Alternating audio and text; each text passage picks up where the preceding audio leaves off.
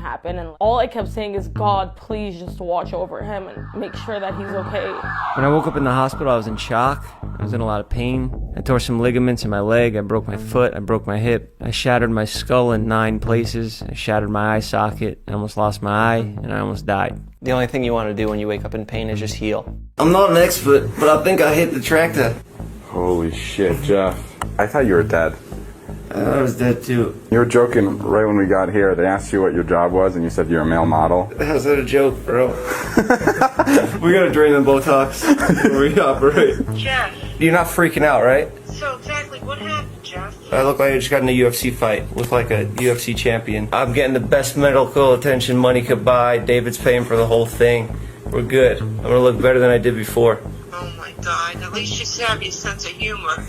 You're gonna kill me and Dad. No, but I'm good. I'll be out of here tomorrow. They're gonna release me, and then I'm gonna go right to the gym. Jeff, I'll come out there and kick your ass if you don't take it easy. When I first woke up, I was still kind of in shock. I didn't really know how severe my injuries were, so I just tried to joke around about it. I was also on a lot of drugs. Are you gonna quit vlogging now after this? It's scary, bro. You can't quit. This is all for nothing. We gotta finish the video? As soon as they let me out of here, I'm jumping. And I had already prepared for death over the past week, which is just ironic that like I almost die doing something completely different than what I thought would have killed me. You know what I noticed? Nobody panics when things go according to plan, even if the plan is horrifying. I felt like Two-Face. David came. I told him, you should have came here dressed as the Joker in the nurse outfit. He was like, that's what you want me to do? I was like, yeah, it'd mean a lot to me. I can't believe you fucking came in here with the Joker makeup on. You sick fuck.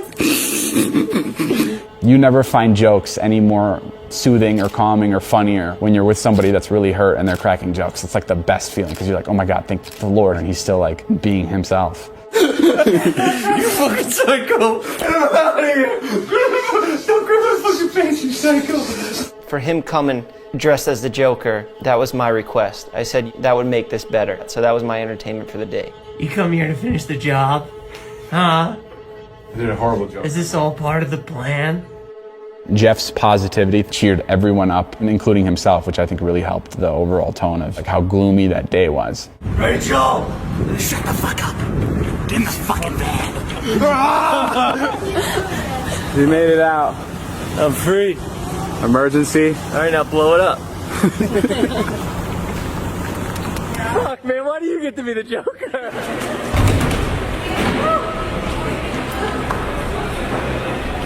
Metal plates. They held me up. This is the new normal for me. This is my life now. Alright, we're here in Utah. It's about, what, 10 days since the accident?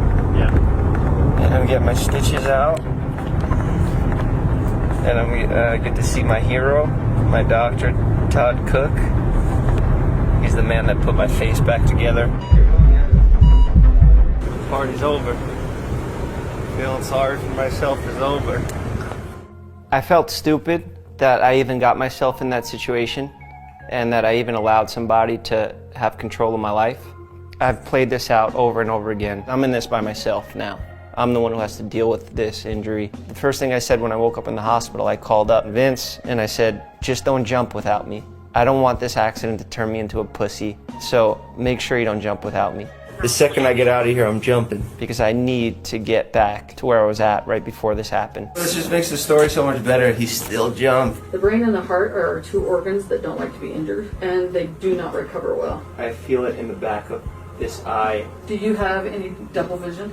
If I look like that way, yeah, it's an accident. Shit happens. Shit doesn't always go as planned. But this was not my fault. I didn't sign up to swing around an excavator at 60 miles per hour. David, he didn't sign up to nearly kill his friend and nearly lose everything that he's worked for.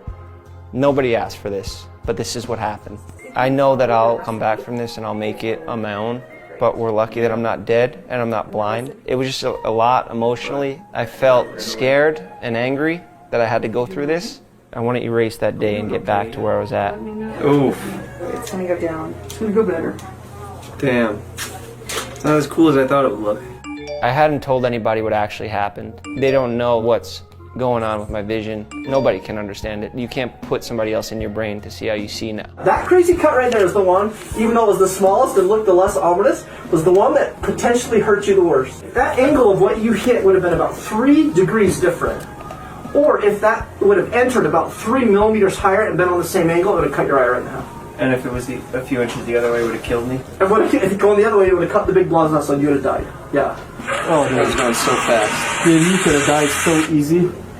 That is insane. I believe that this life is not random. I think that the things in our lives that happen, at the time they're happening, they often don't make any sense whatsoever.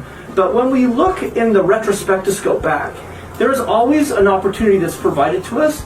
Most of the time an opportunity to eventually be able to help someone else in a way that's similar. That can help you to realize like what your potential is, and you actually go do it. So that's a team effort. We'll continue to be a team. Dr. Todd was great. I thought he was too cool and funny to be a good doctor. Alright, we're back at the scene of the crime. Figured I'd come back here and reminisce on where I almost died. I gotta go get closure. I gotta go say goodbye.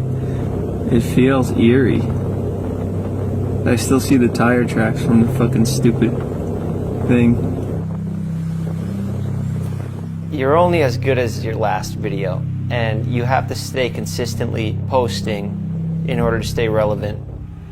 First of all, I'd like to apologize. I'm sorry that you have to sit here and look at this face, but this face is the face of a new man. I didn't even take a week off. I like to come over here every morning and look at my injuries, look at my scars. I didn't want to sacrifice the one thing that all this shit happened for, which was my YouTube channel. Okay, how you doing, Dixie? Thanks for coming. Oh yeah, no problem. I filmed the Dixie D'Amelio episode. We just play it up as like a joke. We make it like it's prosthetic makeup. I don't even think she knew if my injuries were real or not. Yeah, I can't even laugh anymore. I don't know if it's you or the plate that's wedged in my brain. I don't know if it was a good idea still, if I kept going through this, but I did it. Hey, it's crazy, we're both a little banged up. Okay, what happened to you? I fell off a building. And then I shot the Oliver Tree episode, and he didn't even know if my injuries were real or not either, and he crashed into me with this scooter. Whoa, whoa, whoa, whoa, whoa, whoa! And he crashed into my fractured foot, and that was real. One of my favorite pillows because it has emotions, just like us people. Sometimes you're happy and sometimes you're sad. If I'm in a sad mood, I'll keep it on the happy side. Not telling everybody made it a lot harder.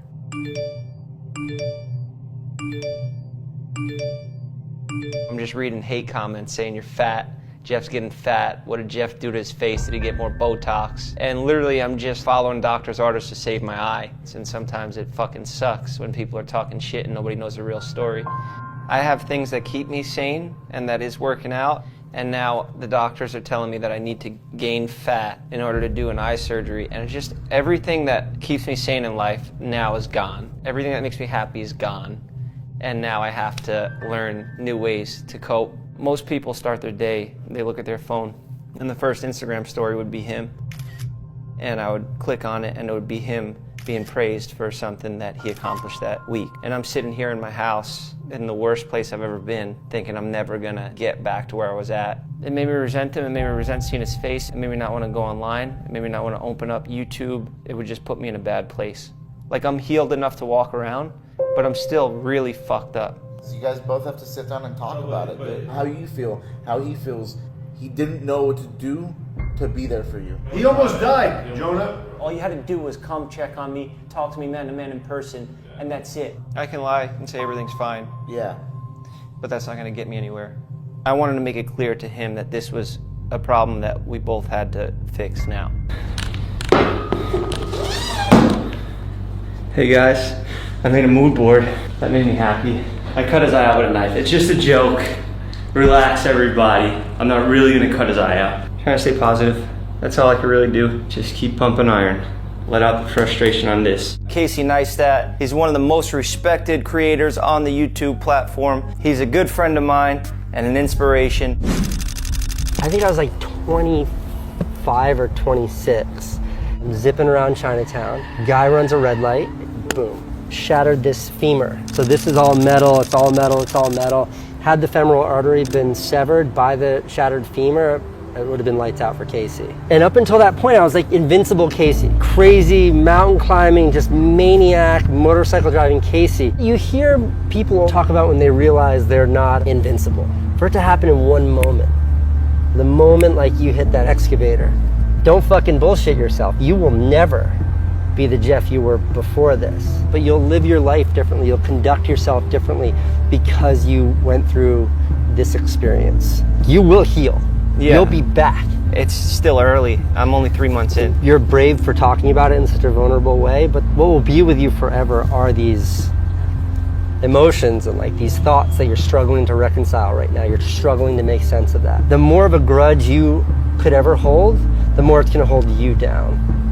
The only way to elevate yourself is to let go of any stress or anxiety or ill will you feel towards anybody else. Just the hard part is it's like just easier said than done because I know all these things and I'm not a kid, you know, like he's young and he will need to make a few mistakes to learn everything. I made my mistakes over and over again. I've done really dumb shit before. I know the right thing is move on. It was an accident and that's what I'm trying to do. It's just so early on. It's hard to actually do it. If you're having a tough time with it, you shouldn't beat yourself up. Well, thank you, Casey. I appreciate it. No, of course, man. Does this make you happy? Fuck off. My face. Fuck off. I feel weird because we haven't talked in the past month. Right. I think he needs to experience what we were doing. If that will help, I will definitely go skydiving with you.